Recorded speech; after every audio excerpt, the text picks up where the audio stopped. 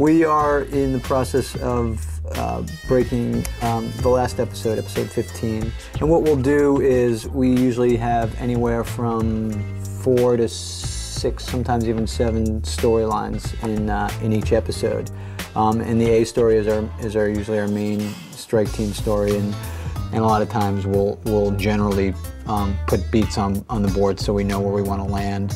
And then we'll go back and break in detail each story. And a lot of times Sean will want to break the smaller stories first and then hop onto the A story. You know, it takes a few days to break a story.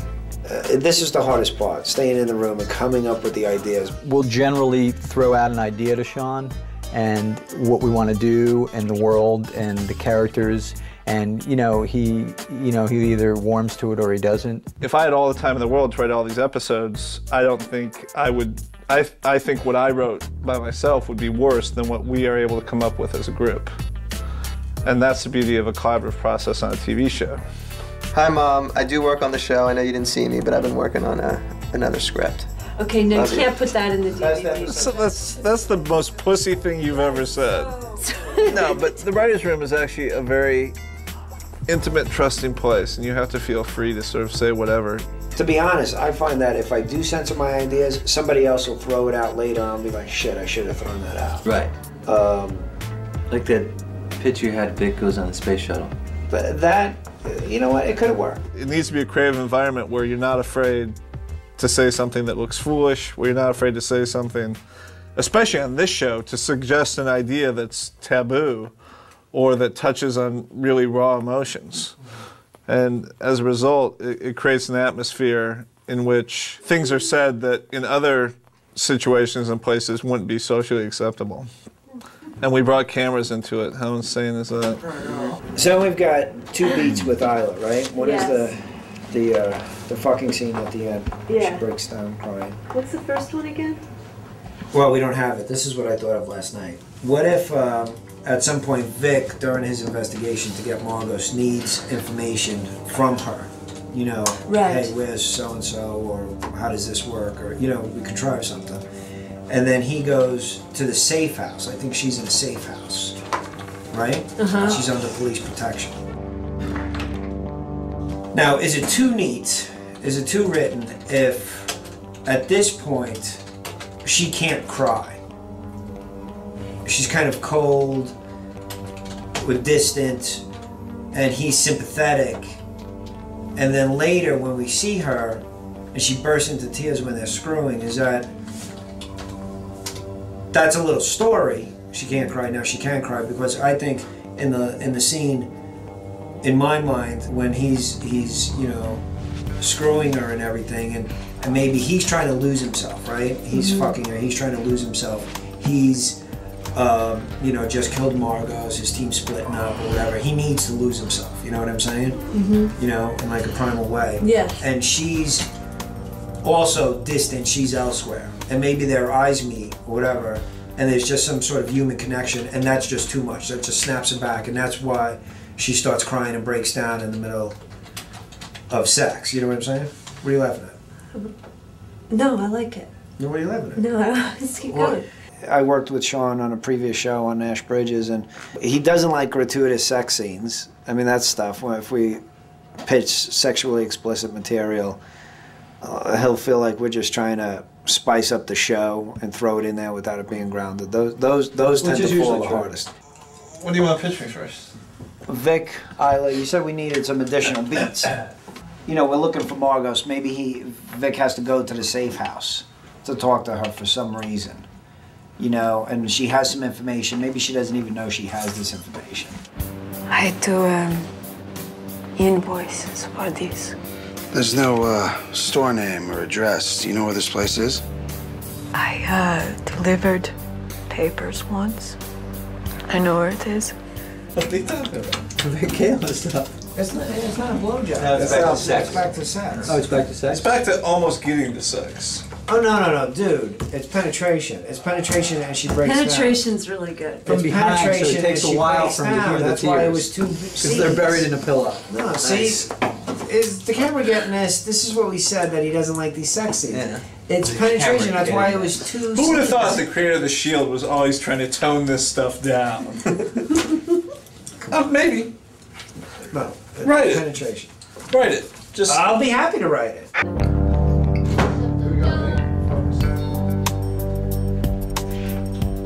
And action. Everything else will be exactly the same. Same friends, same school.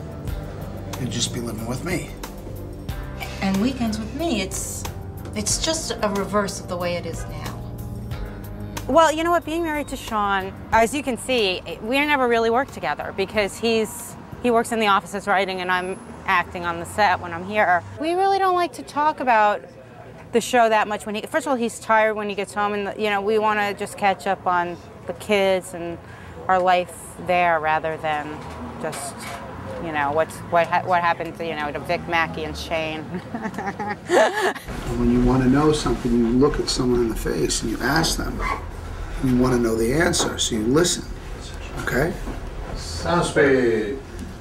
It just was happenstance where, you know, I had no intention of even allowing her to do film or television while she was a child.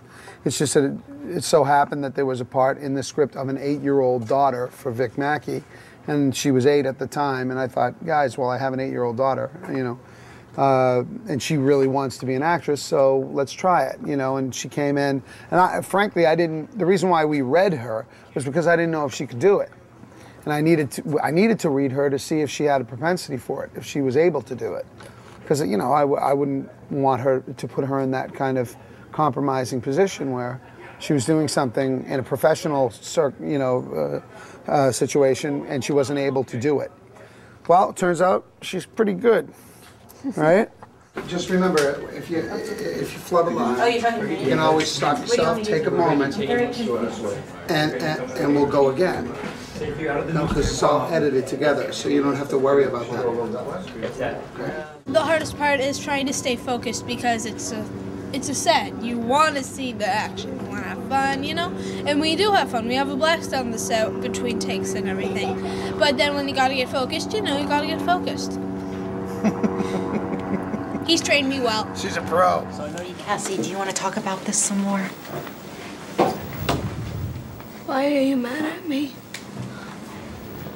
Autumn understands why we don't let her watch the show. We just let her watch the part.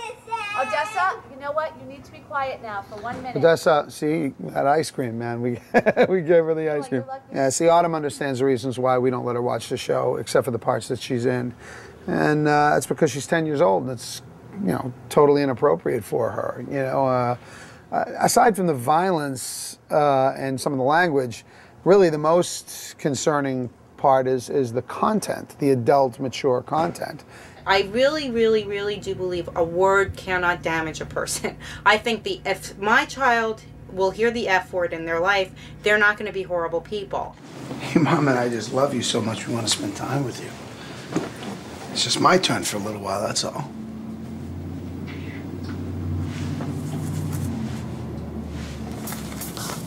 And cut. Beautiful. Thank you.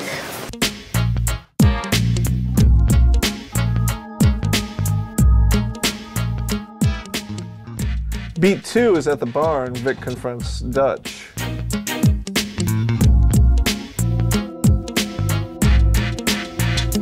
Background and action! What are you doing, Acevedo, looking into me? Kitchen's closed. I mean, Billy Gearhart, he's very much a character in the scene. And you don't realize it when you're playing the scene, you just realize it when you see it. That it's as though he's another eye standing in the room capturing different things, and he does it, he's like a jazz musician. Number one with a bullet, Dutch boy. So my influences, especially when considering the Shield, are probably Sanford and Son, the Brady Bunch, and Different Strokes somewhat. And then probably the biggest influence for camera work on the Shield has got to be Charles in Charge. The stuff on Willie Ames, I'm telling you, that's basically what the Shield is. Chicken Charge. Basically, that's what we're shooting here. Absence of proof isn't proof of absence. You're back on my shit list. Excuse me? Number one with a bullet, Dutch boy. You look into me all you want. You're back to being a joke in this building.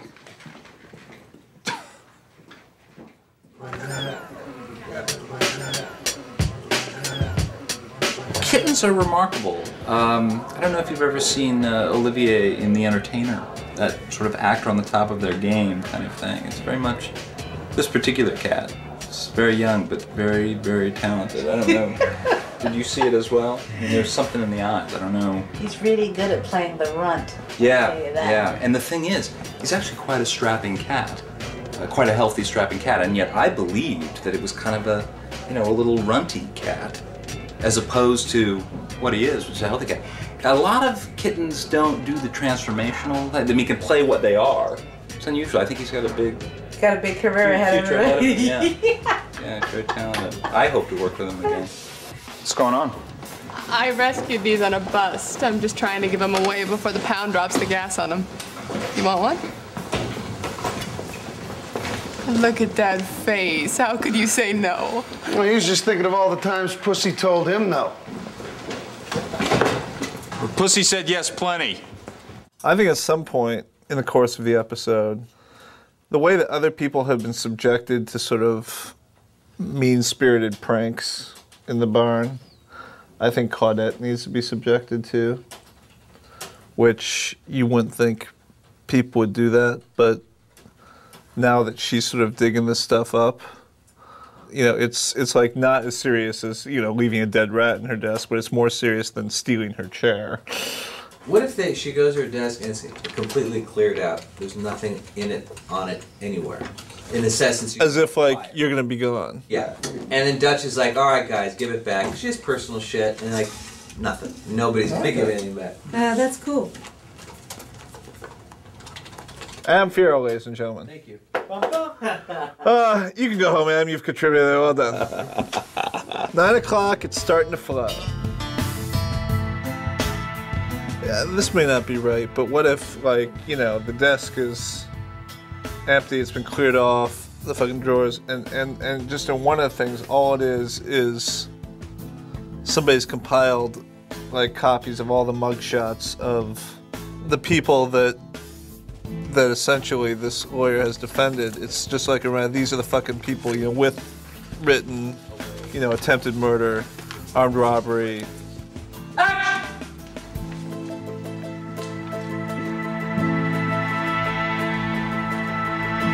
What the hell is this? It's great, obviously, to have this sort of ensemble of actors, and we have people come in, we work with them, and we know each other very well. It's like being in a company, in a sense, like a theater company. And also to have this fucking fantastic material to work on. I mean, you don't get that. You just don't get it. It's very true what he's saying. The writing is pretty stellar. You think this is funny? Where's your stuff?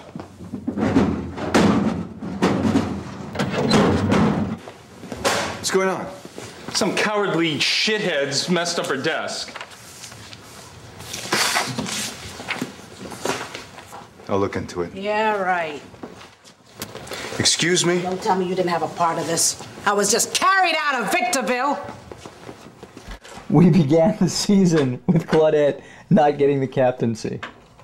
And we're ending the season with Claudette not getting the captaincy. It's fucking great. He's decided to go another way. To pick somebody else. So now she's not getting the captaincy? You gotta be shitting me. It wasn't my choice, it was hers. It's a shock as an actress that she didn't get the captaincy because I didn't know until obviously when the script comes in. Right. What do you think of the payoff? Oh, it's really cheesy. I think it's the worst, the biggest letdown, and I think that's really important. I think those things happen to people. Mm-hmm. She understands. And the reality is that not only does she not get the captaincy, but she doesn't leave. Mm-hmm. Mm-hmm. I would never stay in an environment that was that hostile at that time, and having fallen from something that's so expected over time. I would never stay. But here's a woman who is staying in the game. I mean, and that's a lot to swallow.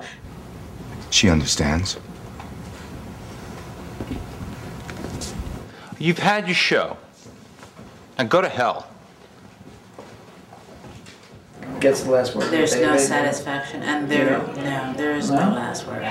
But what there is survival. Right. And that's the kind of, I think that's what the lesson is. it's a kind of a more, it's a subtler version of life. Right. And it's the less flashy, less like, in the end she stuck it to him. Because she doesn't. It's just that she's just there. And then whatever, it's going to be fascinating to see next season. Come from this low point, how she's going to rally herself to go back into the game of either fighting crime inside and outside of her doors, or just kind of does she go back to sitting on a fence and floating, having been burnt so much. Be interesting to see what happens.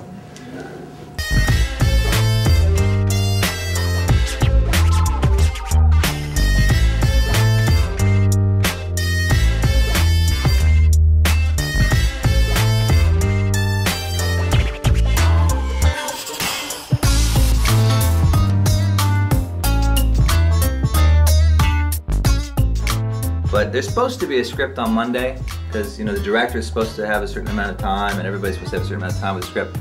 It may go into like Tuesday until we have it, but that's still pretty good. So we just wrapped here in the writers' room on Friday night. It's about 10 o'clock.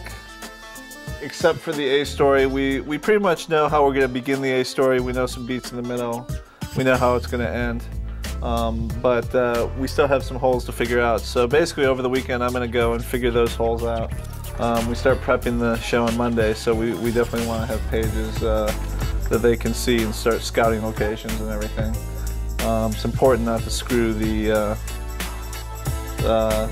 production team in prep, because mistakes in prep lead to bigger mistakes in production. Then I'll get to go home to my sleeping wife and my 2 sleeping kids. The end of another week. Well, we didn't finish it. This episode is 15. It's Sean and it's Glenn. And Glenn has written some pages and Sean hasn't written anything yet. And that's not a criticism. Sean's a very busy man. Hopefully we'll break the A story today. It's Monday. We were supposed to have the script done today, published. So, You're still getting your producer thing. yeah. Without the A story, just so there's no confusion, you're at 35.5 pages. Exactly. Thank you. This is the first time where I worry that we'll end up with 3 days of prep. So, I would say 2 things happened. One is that my son, who had been sick all week and who I took to the emergency room Thursday night, was teething, still sick, and my wife and I didn't get a lot of sleep. So that hurt it. And then I was never really struck by the lightning bolt of brilliance. I'll admit, I think Sean's embarrassed that the script is not out yet, and we need to back off, let him not feel a lot of pressure from us, and let him write. That's the important thing, is to get pages to production. And he's going in now to write. What are you reading in there? Oh, good. They'll be uninterruptible for as long as possible.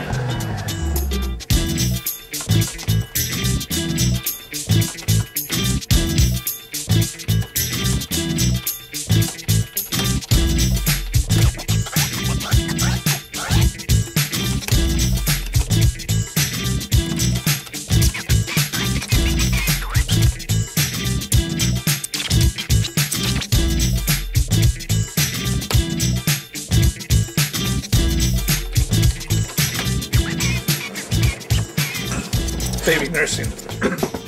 It's actually a nursing pill that my wife used when she was nursing our first child, our daughter. She doesn't use it anymore, but I find it's good for my arms when I know I'm going to be writing for long stretches of time. So I'm trying to birth something in a way. Nothing quite as glorious as my daughter, but but we're trying to give birth to something here. So we're back in the room now, trying to pick up where I left off. 12, I think, is Goma's house. And we know where Goma lives?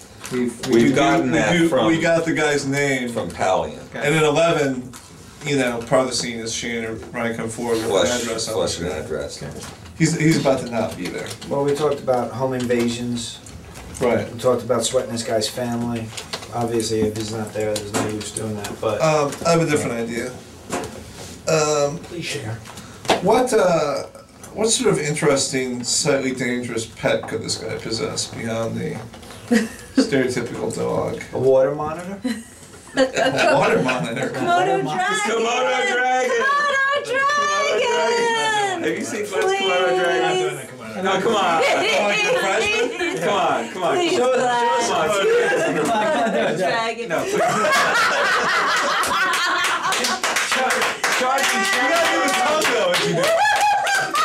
Charging Sharon Stone's husband.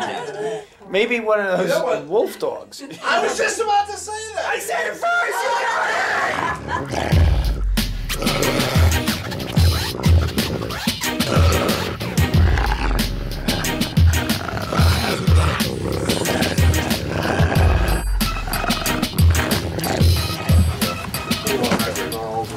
Hold a second. Just a little kind of go back. Wolves are much different temperament than dogs, and wolves aren't trained the same way dogs are normally trained. So a lot of times, things that dogs do, wolves don't do. I want him to like attack as though he'd like to break the glass. Is that possible? You know what I mean? Even if he just claws, if he. It's kind of hard for them to do something like that. When you get a wolf or even a hybrid, you train stuff that you're going to be using wolves for, which isn't the stuff that you'd use dogs for. Okay. So what can it do that we can see now? What? There's not much that we can really show. So you can't show me it coming to one of them on it? Yes. Oh yeah, we can do that. What's the closest to a bark? What's the snarl? What's the, run? Anything that. Okay. You want to try a little A to B through here, Joe? Sure. Okay. You want to snarl her first? Yeah. Go ahead. You can try that. That's great.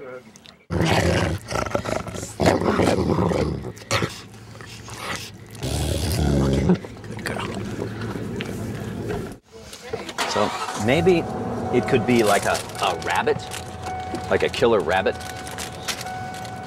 I'd have more patience with animals, and I should have more patience with kids. I have patience with kids because I have 2 children, and I also know that you can talk to them and communicate with them. I don't have patience with animals because I just assume you can train them to do what you want. And maybe you can if you have weeks or months and the financial resources to do that. It's very frustrating to come to a location and have something in mind and then have to figure out how to accomplish that, knowing full well that, as you saw, when we brought the wolf dog in, which is what's in the script, one of the trainers even said after about 15 minutes of play and growl and all of that, said the dog was tired. What am I going to do with that? What am I going to do with a tired dog? What about my grand visions for a wolf dog in this episode? Huge half wolf, half dog leaps up. It's scripted. I know. Well, it's also a female. Wolf dog works great if wolf dog didn't have to do so much. That's the challenge. Is there's so much to do because wolf dog has to go to the front, then run to the back, to then leap at Ronnie, and then run through a room, chasing Lem and into another room, and Lem's got to slam the door. And all of those beats, which sound really easy to do, is one small piece at a time.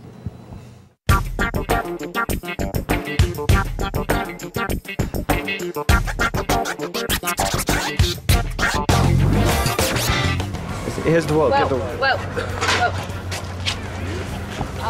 She has not notified me. So, Sean's on a conference call. He'll call me. Maybe you want to stick close and hear how I break the news to him or whatever. But Scott feels very adamant that we should use the wolf maybe somewhere in season 4.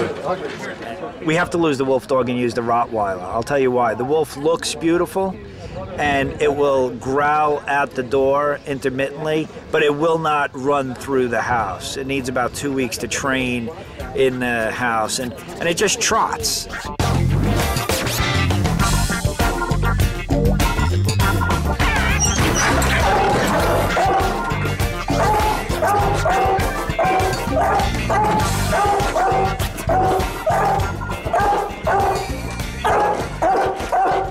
can't see. Over here.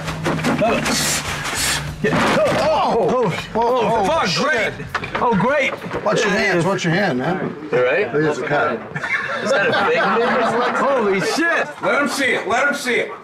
Okay, bring it down. Come on. Let him see it. Let him see it. Yeah! There you go. There you go. Well, let him see him. Let him see him. He's lost. Here we go. Here we go. He's lost. Bubba, speak. Bubba, Bubba, Bubba. You want to get him organized? Dog!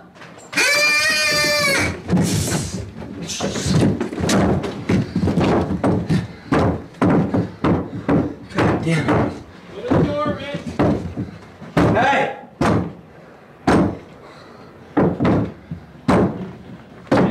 Cut it! What a mess. Okay. I'll never work again in this town. Bubba's a bad actor. He's Doesn't know his lines. not hitting his mark, saying his words. We're pissed at the dog. Bad day. It's a dog day. In a situation like this, it's so long between periods. The dog is so worked up, you know, that it's hard to keep that level. So it's difficult when you have really a highly motivated, energized scene with an animal, because after each cut, there's a cooling down period where they're resetting everything, and so that makes it hard for the dog to maintain its concentration, its focus, and that energy level up so high. But he's a good dog, so it worked out pretty well.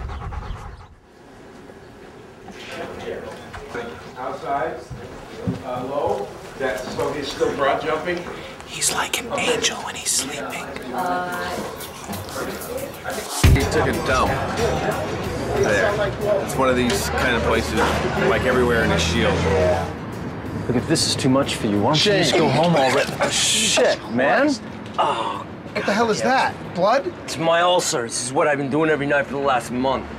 Little banana, maybe cherries, strawberries. We're going to use this today as Lemonhead's ulcer puke. It's good. Cranberry juice, raspberries, bananas, water, everything that you could possibly want that tasted good. So it's hard, you know, not like drinking it during the scene. I'm like, Oh, Jesus Christ. Shit, man. What is that, blood? Look, if this is too much for you, why don't you just go home already? Shit, man. Shane. Oh, shit, man. We bust in. There's no Margos there. We do find the heroin. It's a big score. It sort of whoops and hollers from the cops about that. But Vic is like, no fucking Margos.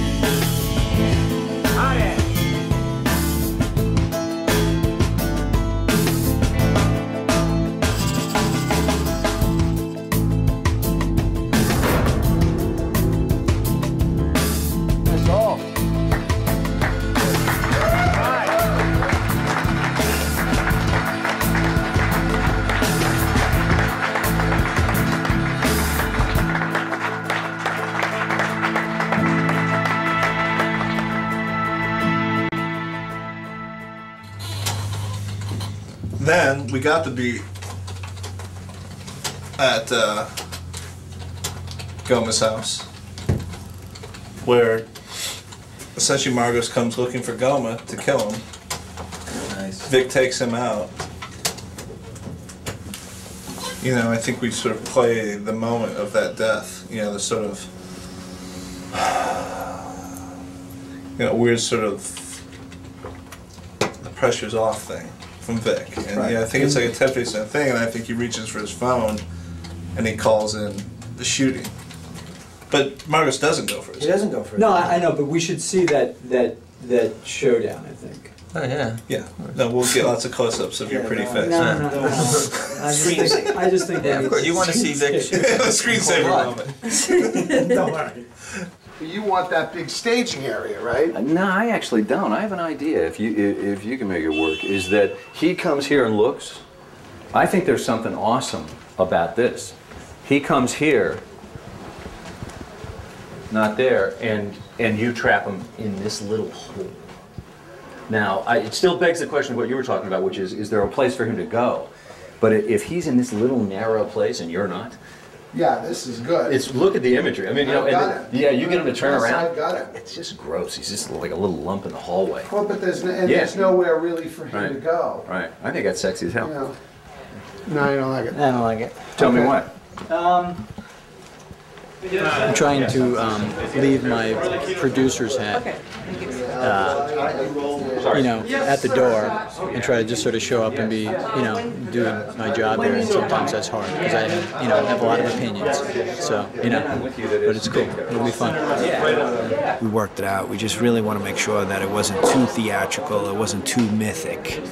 Everybody wanted it to be theatrical, but I think Scott Brazil did the right thing by keeping it down, keeping it gritty. It's basically two guys in a shootout in a hallway. That is really how it should work on a Shield.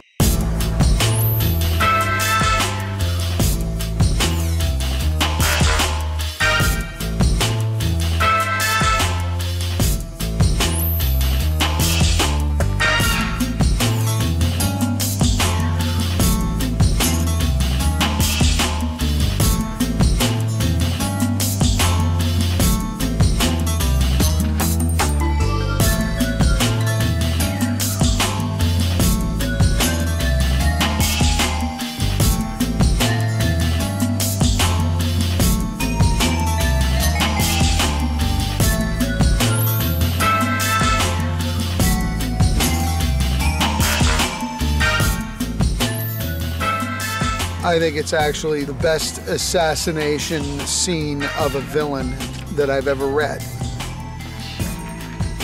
Every time, you know, you catch a villain, you got to give him some sort of a final monologue before he bites the dust. And the great thing about this is I see him, but his back is to me, and I say his name, I tell him to turn around. And as soon as I see the pie plate, 2 in the pie plate. Margos! Drop it.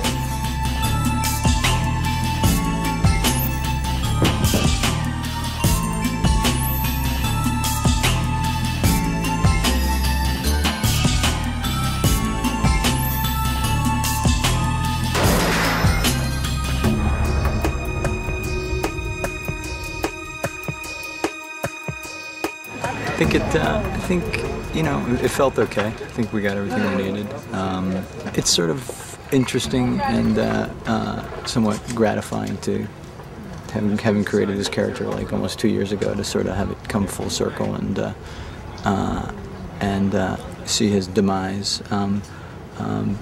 But you know, it was fun. I'm glad he's gone. We'll move on. Action.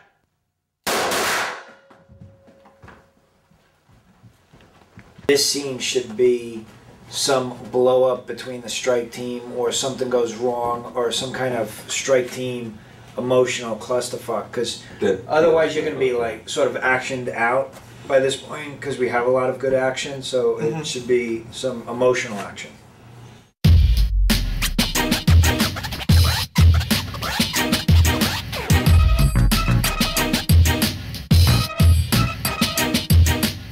So we quickly scrambled and found this location, which is pretty neat.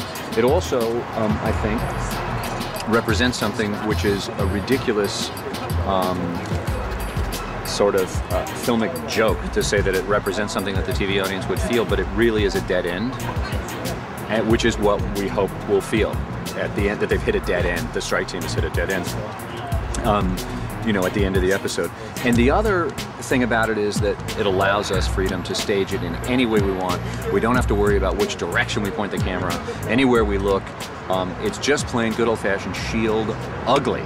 Yeah, it's the capper on the whole season. So I know that they're gonna, get it 95% there.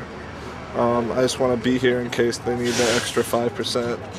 If they have questions, if the actors have questions, or if Scott Brazil has questions, I want to be here as a resource. Just because we didn't have a chance to go over it much. It's a much longer scene than we usually do. It's a very complicated, emotional scene. There's a lot of things that are bubbling up to the surface. This is a really big, important climactic scene, and I had nothing better to do, so here I am. Okay, good. You guys, we're going to rehearse now. Can I have everybody just step over, perhaps there, please? You burned enough cash, you torched enough cash to buy 1,000 doctors, you dumb ass. Hey! Come on, man. No. Come on. Motherfucker.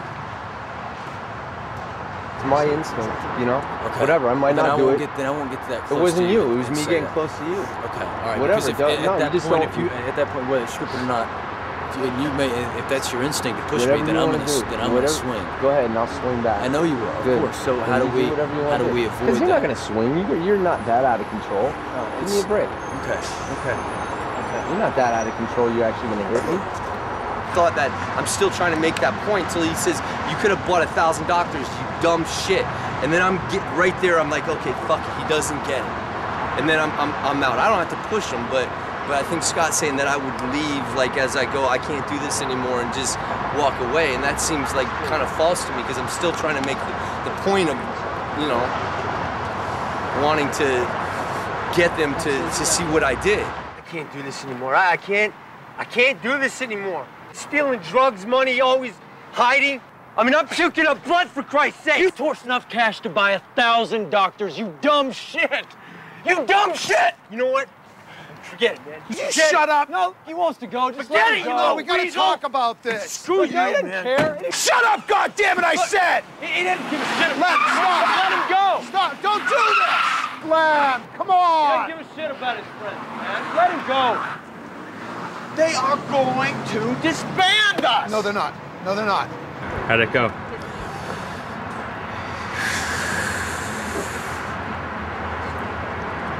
It's hard, it's hard to tell when you're in the middle of it sometimes. I don't know, sometimes it's hard to tell because you're trying to be in the moment, so, you know what I mean? If you monitor exactly how you are, then that means you're kind of not there, so it feels like, yeah, like I have no freaking idea.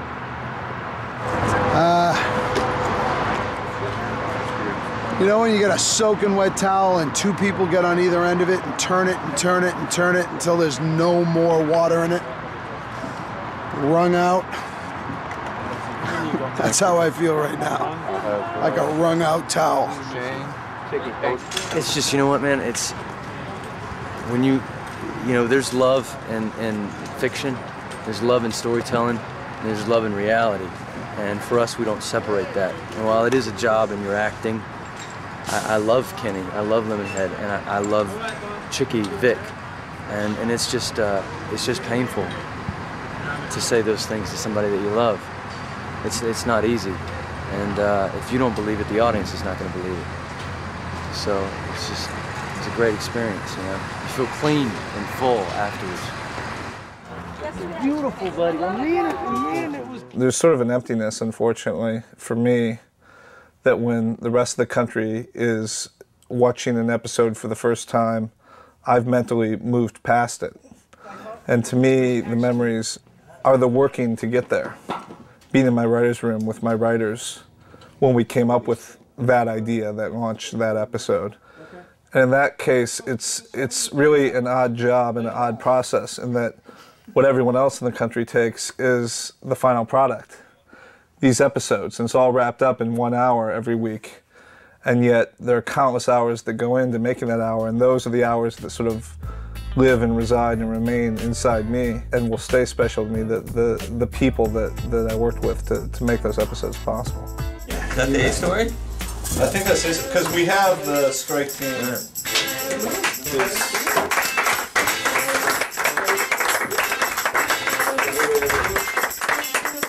Beautiful thing.